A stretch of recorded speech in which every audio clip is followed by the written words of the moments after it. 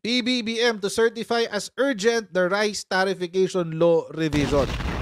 Take note mga kotsero, hindi pa po tatanggalin ang rice tariffication law. I-revise lang. Babaguhin lang. Specifically dun sa parte ng NFA. Oo. Ang gusto ng presidente, bigyan ng kapasidad uli ang NFA na magbenta ng bigas. Which I think, mga kotsero, is a very smart move. It's a very smart move. Mamaya narinig ko to kay dating Secretary Manny Piñol eh. Nang maibalik ang murang NFA rice sa mga palengke kapag naamyendahan na ang rice tariffication law. Pero ayon sa Department of Agriculture, malabo itong bumalik sa dati nitong presyo na 27 pesos kada kilo. Nasa frontline ng balitang yan si Shaila Francisco. Mismong si Pangulong Bongbong Marcos na ang nagsabi, kailangan ng impluwensyahan ng gobyerno ang bentahan ng bigas sa merkado, lalo na kapag tumataas ang presyo nito.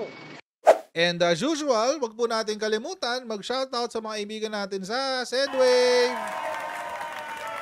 Yan, kung kayo po ay nasa US, UK, Canada, Italy, France, Spain, Ireland, and Belgium, may pwede na po yung magpadala ng inyong mga remittances sa Pilipinas. Gamit po ang Sendwave. Ang gagawin nyo lang, i-download ang Sendwave app, gawa kayo ng account, lagay nyo ba ang account details nyo, at pwede na kayo magpadala sa GCash, sa mga bangko at iba't ibang mga pawn shops. At kapag ginamit nyo pa kayong promo code na Coach Jared sa inyong unang padala, ay makakakuha pa kayo ng karagdagan $20 free credit! Kaya gamitin na si Sendwave for all of your remittance needs. Alright. Tignan nyo yung mga pinapakita sa news. Nakakatawa. Pinapakita nila yung mga malalaki. Yung mga mahal talaga. Like Sinandoming, Pure Dinorado, ano to? Thailand rice. Mahal talaga yung mga yan. Ito yung well-milled. Yan sa taas. 55, 57. So more or less, nagmahal siya ng mga ng mga 5 or 6 pesos. Yung yung ating bigas. Okay lang naman yun. Kasi, nung panahon ni Digong, ganito rin naman. Kumbaga, sanay na tayo dyan. It's always been the case. Lalo na kapag tumataas ang presyo nito. Yan ang sinabi ni Pangulong Marcos kung bakit niya planong madaliin o i-certify as urgent ang pag-amyenda sa rice tariffication law. Ang problema kasi, kaya tumataas ang presyo ng bigas dahil ang mga trade. O, tingnan nyo Wait. Ang bilis eh. O, ayan Ba't may 48 dito? Diba? Inaangguluhan talaga ng mga reporter na yung pipicturean yung mga mahal eh. Oh. Maalsa, imported. Special rice, orchids and jasmine. Mahal talaga yan. Mahal talaga yung mga yan. Oh. Diyan nila inaangguluhan eh. Texas. Mga mahal talaga yan. Pero, yung mura, andito sa likod. Siyempre, hindi inaangguluhan ng cameraman ng balita. Oo. Kasi, nakakasira naman sa balita pag gano'n. Ganyan na yung presyo ng bigas panahon pa lang ni Digong. Anyway, tuloy natin. Ang problema kasi, kaya tumataas ang presyo ng bigas dahil ang mga trader ay nagko-compete. Pataasan sila ng presyuhan sa pagbili ng palay. At wala tayong control doon. Correct. Kung magkaroon ng mga amendments sa NFA Charter at saka sa Rice Tariffication Law, makokontrol natin, meron tayong influence dun sa presyuhan, sa pagbili ng palay at sa pagbenta ng bigas. Sa ilalim ng rice tariffication law. Papaliwanag lang natin ng konti bakit yun ang sinabi ni PBBM. Kasi mga kotsero, kapag NFA, sigurado mura yan. Kasi subsidized yan eh. Tsaka gobyerno ang bumili niyan. So, bibili ng gobyerno and the government, tao dito? Yung government, hindi siya nandyan para kumita. Wala yung gobyerno dyan. Hindi naman negosyo ang gobyerno eh. Wala ang gobyerno dyan para kumita. So, kapag bumili ang gobyerno ng stocks, ng bigas, pag nag-import ng bigas at ibinenta ng NFA, walang patong yun. Walang patong yun. Malamang ang patong lang nun yung pag-transport, di ba? Kung bibili yung, may bibili na trader, bibilihin niya ng 35 per kilo, ibebenta mo ng 40. Kasi syempre may transportation, kailangan mo pang kumita ng konti, di ba? So, ganun yung mangyayari doon. So, yung kung 35 ang bagsak, bebenta mo ng 40, 42 para medyo may konti kang kita per kilo. So, bababa talaga ang presyo ng bigas. Ngayon, dahil mababa yung presyo ng bigas na yun, mas maraming bibili nung mas mababang presyo. Tataas ang demand. Pag tumaas ang demand nun at unti-unti nang hindi nabebenta yung mga mahal na produkto na galing sa mga trader, mapupersa silang magbagsak din ng presyo. Kasi kailangan nilang kumumpetensya. Kailangan namang hayaan lang nila yung mga inventaryo nila na mapanis o amagin. Siyempre hindi. So ngayon, ganun ang mangyayari dyan. So, the law of supply and demand will take its natural course. So ngayon, magkukumpetensya. Di mo naman tatanggalin yung RTL eh. Marami pa ring supply na papasok. Bakit? Kasi may rice tarification law. Malaya pa rin makakapag-import ng bigas ang mga traders. Pero at the same time, may option tayo. Tayong mga hampas lupa. May option tayo na pumili ng mga mas murang klase ng bigas. Tayo mga Pilipino, we're very price conscious. Price conscious tayo, hindi naman tayo quality conscious eh. Sa atin, basta mura, maganda. Ganun tayo mag-isip mga Pilipino eh. Basta mura, maganda. Ganun lang tayo. Kaya yun yung idea ni PBBM dyan. Ibaba ang, pupersahin mo yung traders na ibaba yung presyo nila dahil may alternative na mas mura at mas maraming bibili nun. Bawal magbenta ng bigas sa palengke at direkta sa mamimili ang National Food Authority o NFA. Limitado ang kanilang mandato sa pag-iimbak ng bigas na magagamit tuwing may kalamidad. Sa ngayon, 48 pesos kada kilo ang pinakamurang bigas na mabibili base sa price monitoring ng Department of Agriculture. Dati na yan. Malayo yan noon sa nabibiling 27 pesos hanggang 32 pesos na NFA rice. Wala namang problema Noong panahon meron pang NFA rice. Wala na ngayon yun. Wala nang NFA rice ngayon. sa DA kung ibabalik ang NFA rice sa merkado. Pero posibleng hindi na kasing baba noon ang magiging presyo nito. Baka hanggang 40 pesos kada kilo na lang ang Makes magiging sense, bentahan 40 ng pesos. NFA rice. Kasi yung nasa pag-aaral din nila na yung gastusin ng NFA magmula doon sa pamimili nila, pag-store, pag-dry, pag-meal, umaabot yan mga 37 to 39 pesos per kilo. So win-win solution ito na tingin ng ating kagawaran na hindi nalulugi ang NFA, at the same time, mas mura yung bigas, relatively lower than the prevailing market price. Pero para sa bantay bigas, mabigat pa rin ang 40 pesos. Hindi talaga kaya ng ating mga mamamayan yung 40 pesos per kilo. Maibalik man lang sana doon sa 32 pesos per kilo na dating NFA price. O di kaya yung dinatnan nung ni BBM na 38 pesos per kilo. Ayon naman sa Anong tinatnan ni BBM na 38 pesos per kilo? May rice tarification doon na pumasok si PBBM. Alam nyo, pag-aktivista talaga, alam nyo sinungaling lang. Huwag kasi kayo utak komunista. Huwag kayong utak komunista. Hindi pwede yung sinasabi nyo. Pabalik sa magkano daw? 20 pesos per kilo? Paano mo gagawin yun? Worldwide, nagtaas ang presyo ng langis. Worldwide, nagtaas ang presyo ng crops. Paano mo gagawin yun? At saka habang tumatagal talaga ang panahon, meron tayong tinatawag na inflation. Normal na normal na trajectory ng ating ng ating commerce. 38 pesos. Malabo yun. 38 pesos, mga kotsero, malabo yun. Malabo na yun. Hindi na mangyayari yun ever. Ever. Unless magkaroon tayo ng surplus, as in sobrang daming surplus dito sa Pilipinas, na bababa din ang bababa din ang demand sa bigas. O yun, doon ma-achieve natin yung 20 pesos na NFA. Pero malabo pa yun. Hindi pa ngayon yan. Hindi pa yan. Actually, hindi pa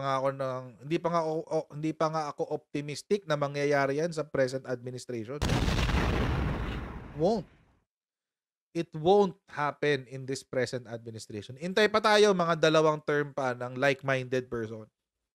Federation of Free Farmers, dapat pag-aralan ang magiging epekto sa merkado ng pagbabalik ng NFA rice. Kung magbebenta yung NFA ng bigas sa napakamurang halaga, mas mura kaysa commercial price, no? Baka maging ang epekto niyan ay babagsak naman ang presyo ng palay. Kasi yung mga trader na bumibili ng palay sa mga magsasaka, nakikita nilang kailangan nilang makipagkompetensya sa murang NFA rice.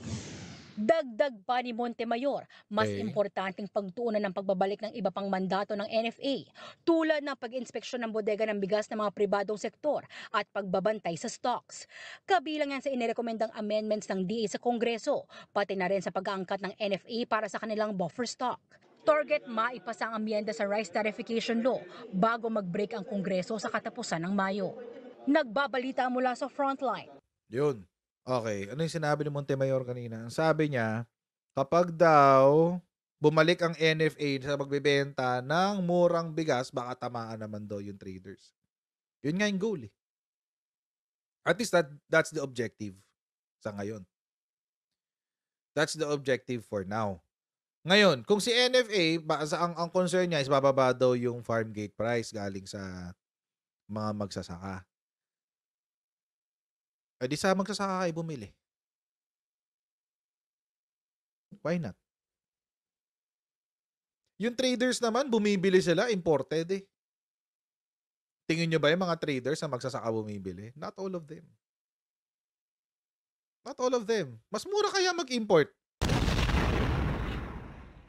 Di ba? Mas mura kaya mag-import. Ba't sila bibili sa magsasaka? Import na lang sila, mas mura pa. Mas malaki pa ang margins nila. Mga nasa 40, 30 to 40, mga 35 to 40%. Mas malaki pa ang margins nila. Eh di isama nyo sa amendment ng NFA na uunahin ng import. Import daw. Tawag dito.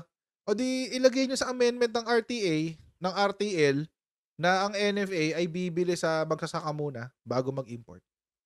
During harvest season, ang priority ng NFA is to buy the products of the local market, of the local farmers, bago mag-import.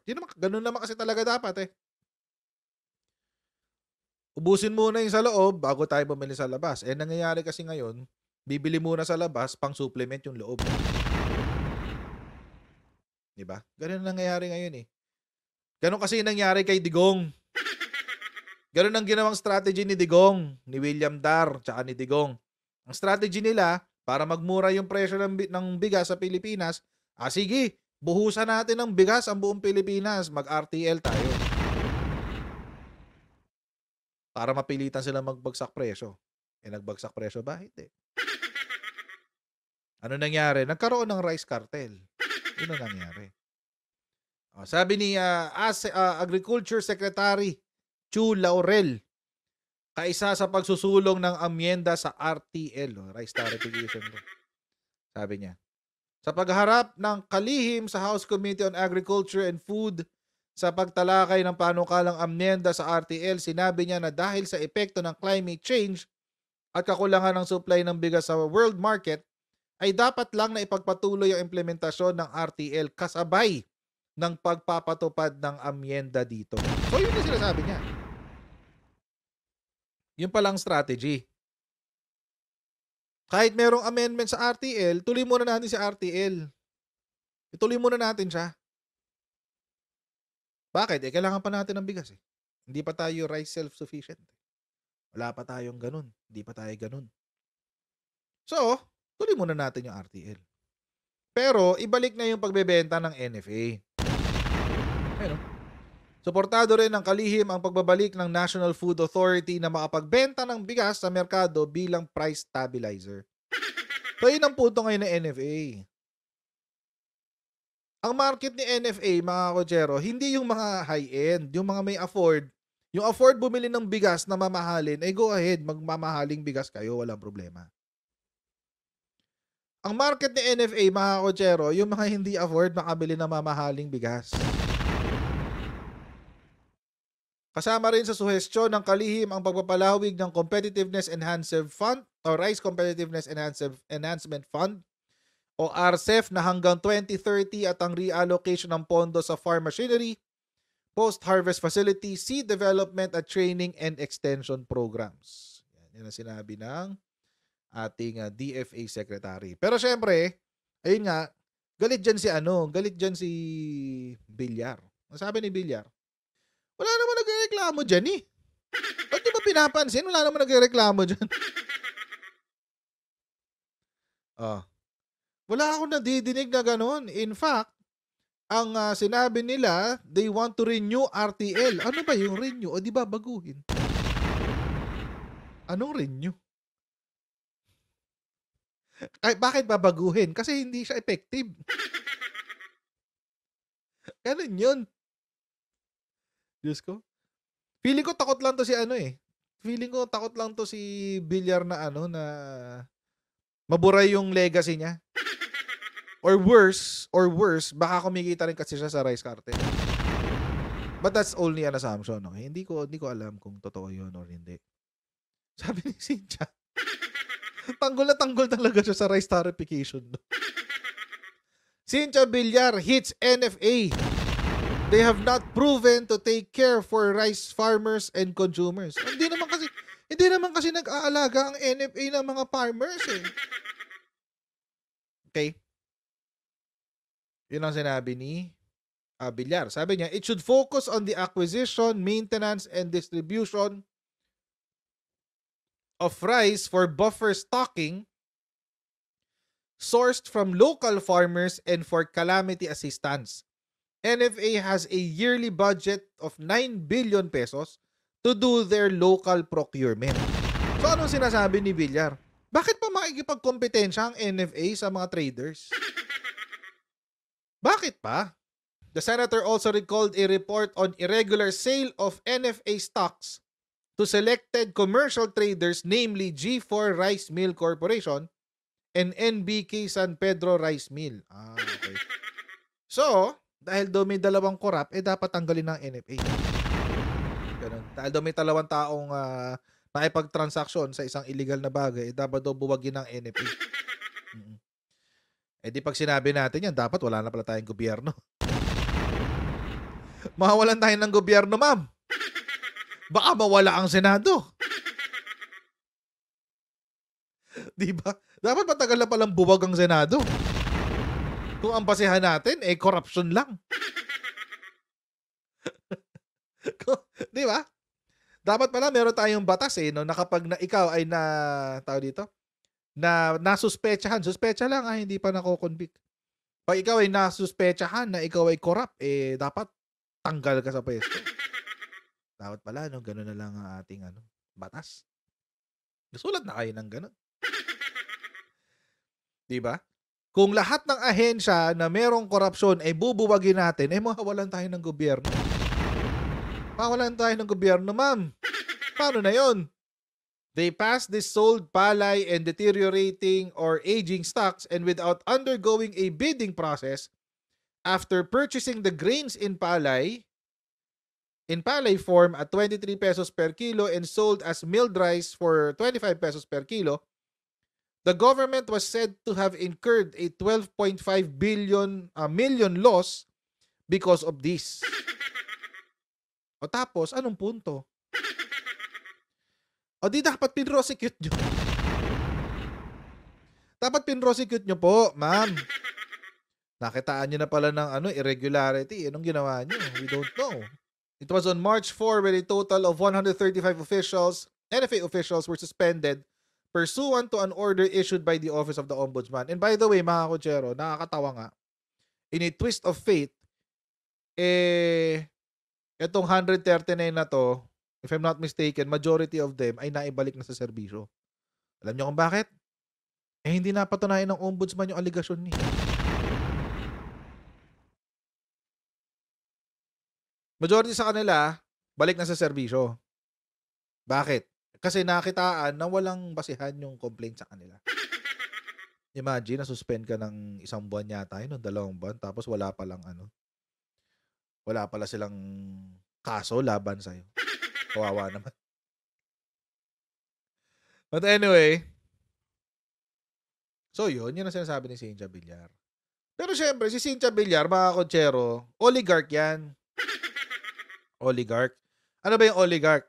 Yung oligarch, mga kotsero, sila yung mga bilyonaryo na nakaka-impluwensya sa politika. Yun yung oligarch. Yun yun. Yung mga bilyonaryo nang i-impluwensya sa politika. Obvious naman, yung pamilya ng Villar ay ganon. Mga oligarch. Di ko nga alam bakit friends sila ni Digong. Kasi alam ko si Digong ay anti-oligarch.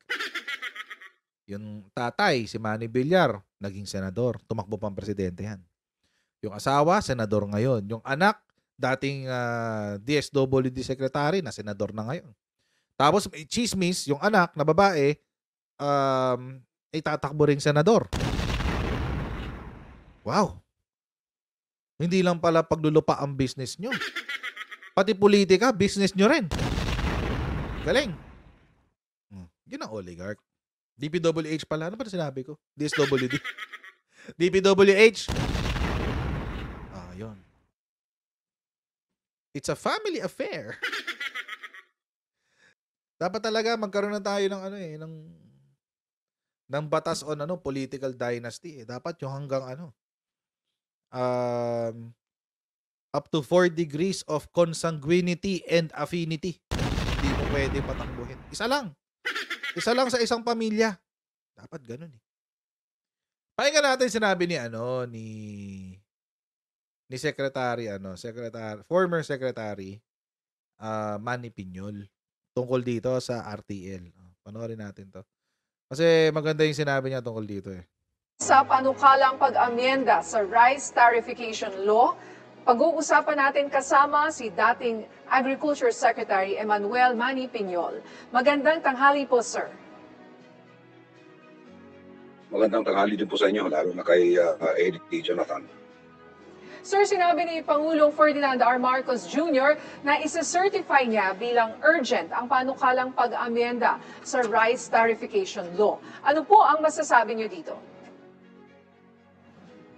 Ako po nagpapasalamat sa Pangulong Marcos na sa wakas ay pinakinggan yung hinaing ng ating mga consumers at ng ating mga farmers na dapat ay repasuhin yung Rice Tarification Law because yung RTL actually was a legislation that was crafted without consultations with the stakeholders of the rice industry. Ano yung sinabi ni former Secretary Manny Piñol? Yung RTL daw ay naisulat nang hindi kumukonsulta sa mga stakeholders na mga magsasaka, kahit sino pa. Kung sino yung mga involved dyan sa farming industry, sa ating rice industry, hindi na konsulta pala dyan. Hindi na konsulta, guys. Kamusta naman?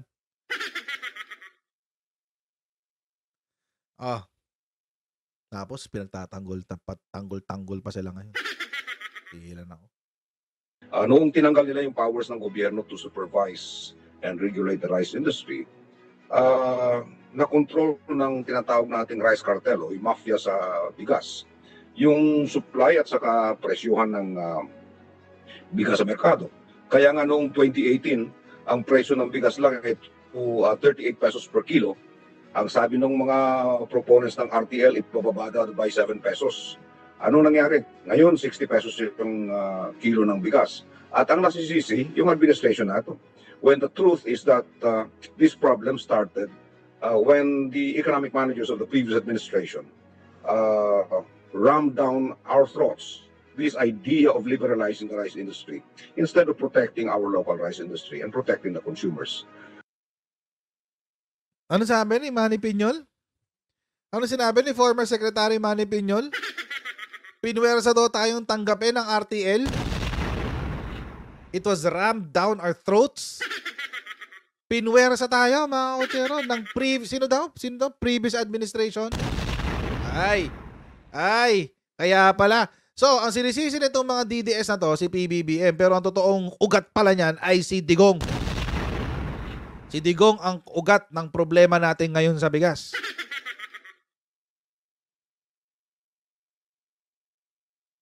Ulitin natin ha. Si Digong ang ugat ng problema natin sa bigas. #Duterte Legacy.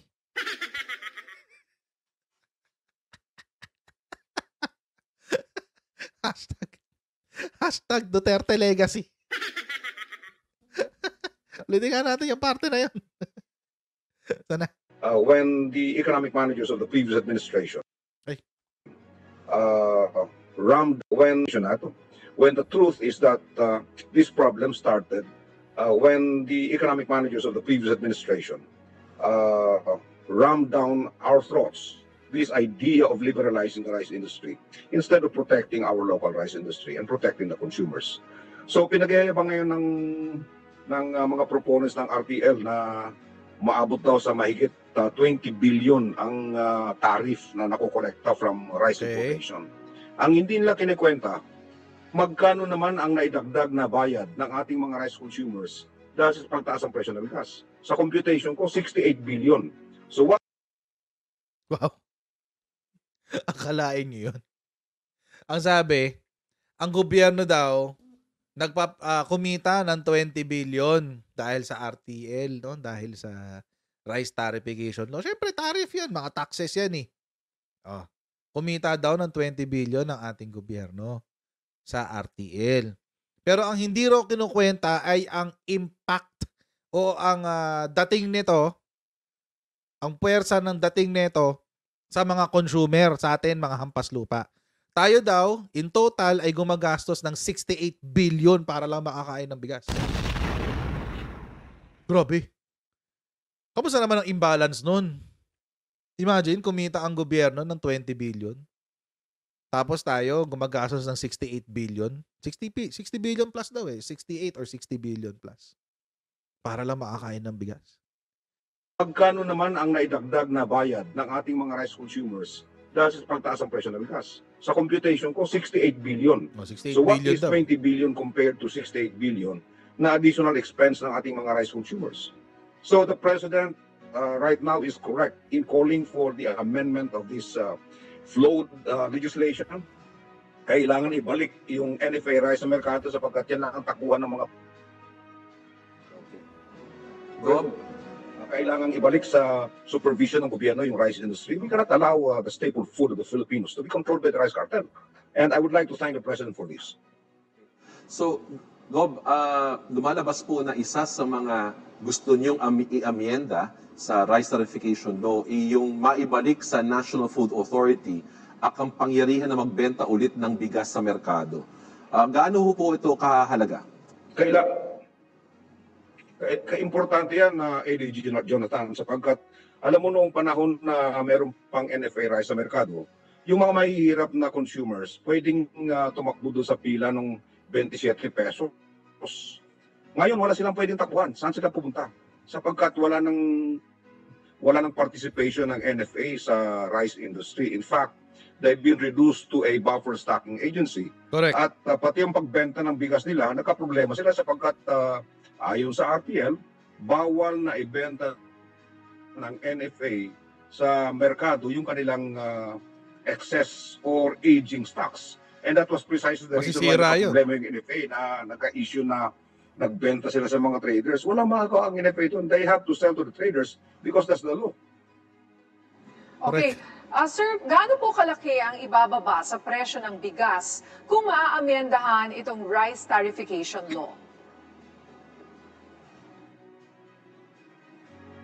Yung rule of thumb kasi, the buying price of palay times 2 is the buying price of rice. Yan ay private na trading. No? Pero pagdating sa gobyerno, pwedeng ibenta ng gobyerno ng 40 to 45 pesos per kilo yung NFA rice at mababawi na ng NFA yung kanilang investment na hindi sila tutubo. Which is actually the purpose of what government is. ABG Jonathan, alam mo naman yan. Sa lahat ng bagay, ang pinaka-importante sa national security pagkain. Pwedeng wala tayong kalsada, pwedeng walang eskwelahan, pwedeng walang kung anong mga amenities, at hindi pwedeng walang pagkain. At hindi pwedeng hindi kayang bilhin ng ating mga consumers yung pagkain. Yes. Gob, I remember nung pinag-uusapan niyang rice tarification law previously, one of the reasons kung bakit kailangan amyendahan was because palugi ang National Food Authority. No, accordingly, sabi nila, bumibili ang National Food Authority sa presyong mataas at ibinibenta ng palugi na kailangan na bigyan ng subsidiya ng gobyerno. Paano po natin ma-address yan if we amend the rice tarification law? Hindi naman kailangan palugi yung NFA. Pwede namang, even before my time as Secretary of Agriculture, sinasabi ko, yung 27 na hindi doable. Like, say, for example, kung halimbawa ngayon na bumibili yung NFA ng 30 pesos per kilo na bigas, na palay rather, hindi pwede talaga yung 27 pesos kasi lugi ka na.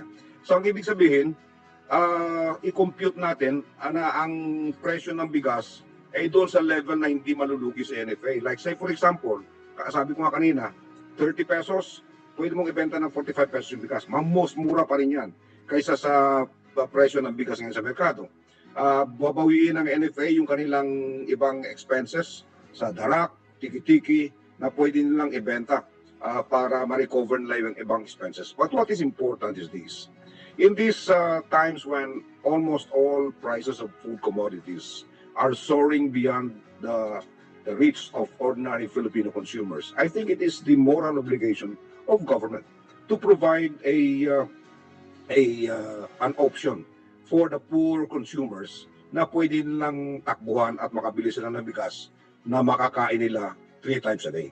And that is an obligation of government, ADG, Jonathan. Tama naman Alam mo naman yan, moral obligation ng gobyerno. At hindi naman kinreate ang gobyerno para maging negosyante o para kumita sa mga ginagawa nito. Sir, paano naman po natin maiiwasan o masisiguro na hindi maaabuso ang kapangyarihan ng NFA na magbenta ng bigas sakaling maisabatas itong RTL amendment? Alam mo yung issue ng corruption kasi palagi nilang sinasabi abolish natin yung NFA kasi grabe yung corruption. Kung ganyan ang ating paninindigan na kapag corrupt ang agency, i-abolish natin, di maraming ahensya ng gobyerno ang pwedeng i-abolish. Look, ang corrupt dyan hindi NFA. Yung siguro yung mga tao na nagpapatakbo ng NFA, yun siguro ang involved sa corruption. And there are safety nets instituted by law to address problems like corruption. There is the Ombudsman, there's the Sandigan Bayan. Right. Yun yung mga options na pwede natin gawin. But we should not be stopped from servicing our people simply because of the fear that there would be corruption in the operation of a certain agency. Alright, maraming salamat po sa inyong oras, dating Tama si former Secretary Piñol dun eh. Tama siya dun. Totoo lang. Real talk. Tama siya sa mga sinabi niya dyan. Hindi pwedeng kada tuwing may intriga ng corruption, isasara mo yung ahensya. Kasi hindi naman yung ahensya yung corrupt eh. Ang corrupt, yung tao sa loob ng ahensya. So, palta mo yung tao.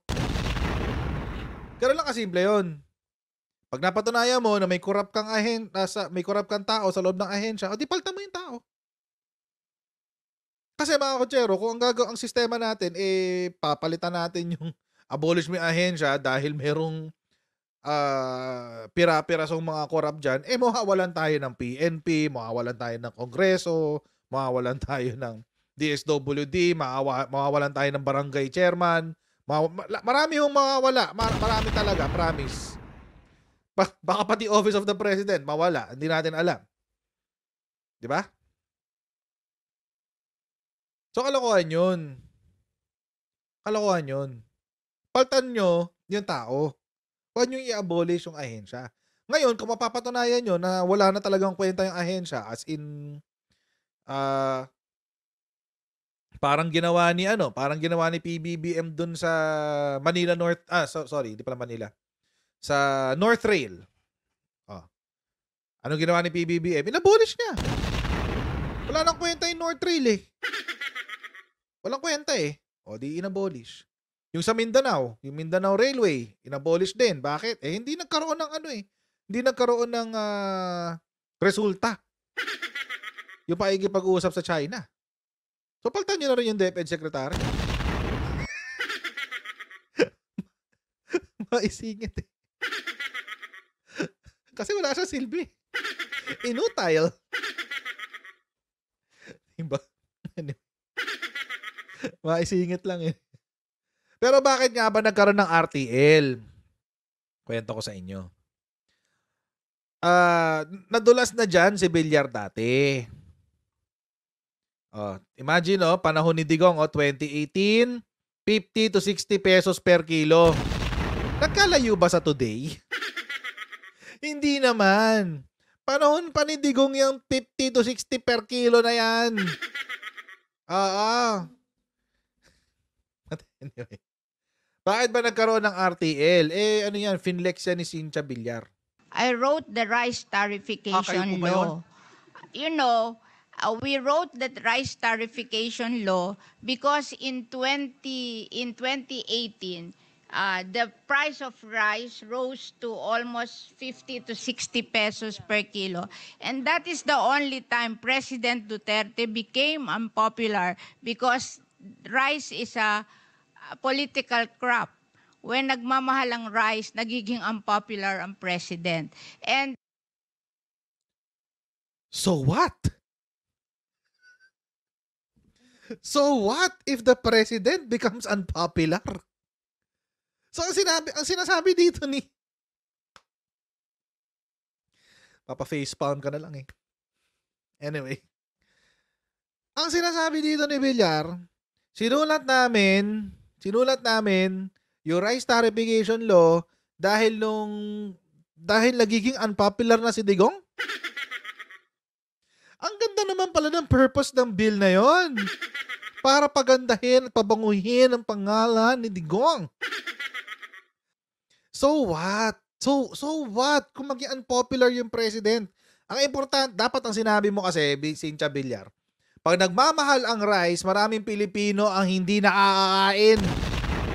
Kung yun ang sinabi mo, malamang tanggapin pa namin. Kung yun ang sinabi mo. Kung ang sinabi mo, kapag mahal ang rice, ang mga mahihirap nating kababayan ay hindi nakakabili ng bigas.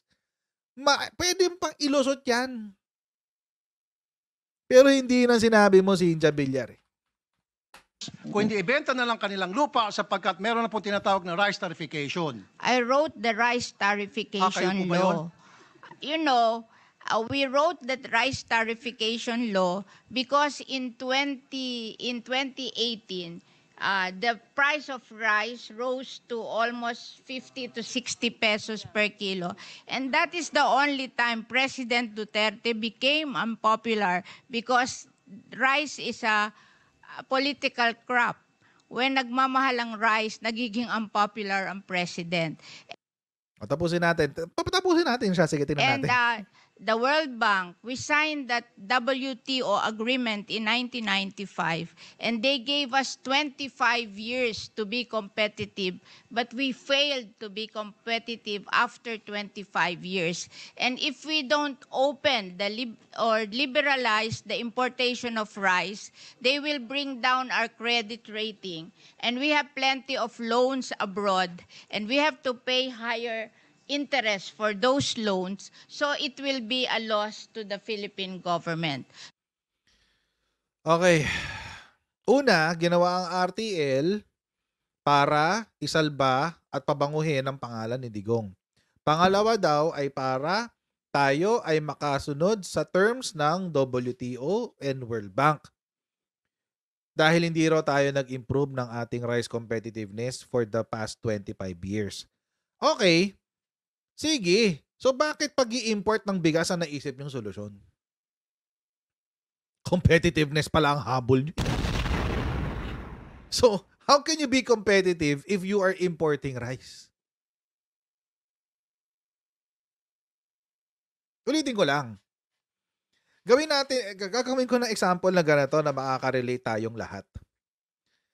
Paano mo papalalakasin ang team mo sa PBA kung puro import? Sige nga, paki-explain.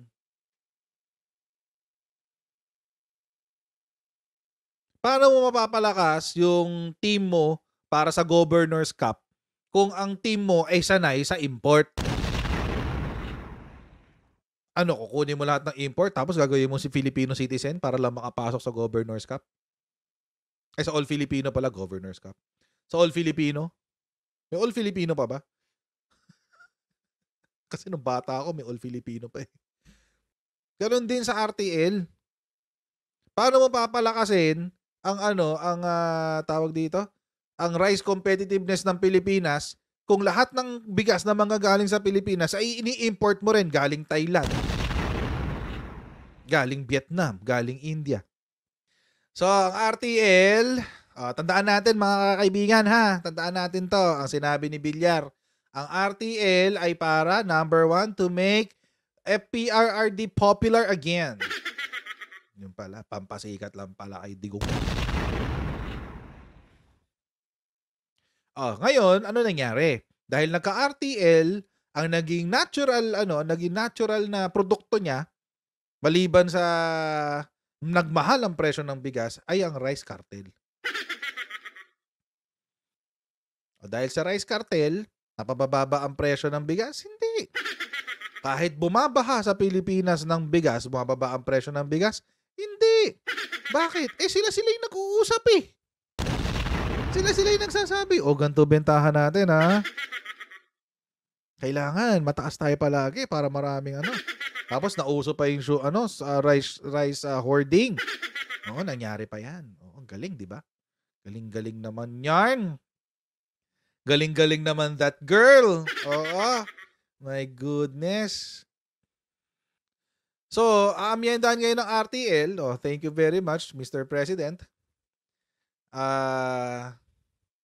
Dito. Thank you very much dahil naisip nyo ng amyendahan yan. Kapag hindi pa yan umubra, wala na talaga. Kailangan ang i-repeal ang RTL. Buburahin natin mabubura ang legacy ni Cynthia Villar sa Pilipinas. Minsan ka na nga lang gumawa ng batas, burado pa. Sama? Ang sama!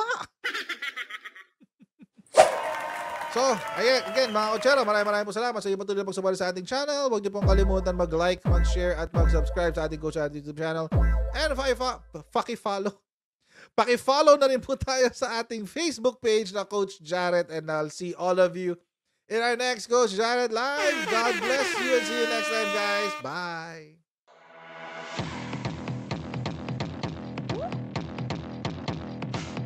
Pag ganun, huwag natin gawing tanga mga Pilipino.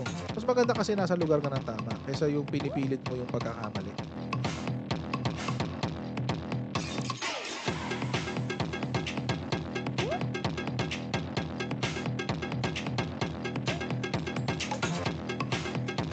Are they willing to go that far? Hindi makakalimutan ng Pilipino yan hanggat di nasasagot niya. Sino ngayon nagsasabi ng totoo?